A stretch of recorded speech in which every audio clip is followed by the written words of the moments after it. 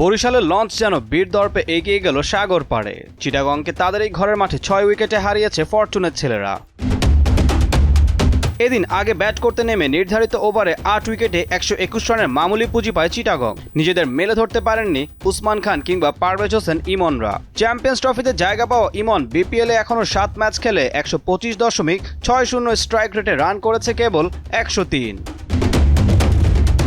বাকি সবাই ব্যর্থ হলে মিথুনের 35 আর আরাফাত সানি 27 রানে ছিল দলের জন্য সর্বোচ্চ অর্জন। রিপন মন্ডল আর ফাহিম আশরাফ দুজনই নেন 3টি করে উইকেট।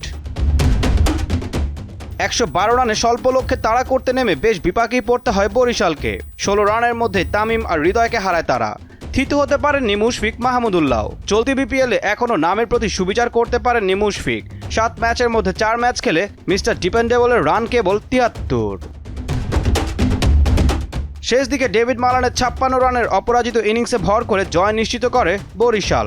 এতে সাগর পাড়ের ছেলেরা ঘরের মাঠে টানা দ্বিতীয়বার হারের মুখ দেখল। ঈশান হাসান, দীপ্ত স্পোর্টস।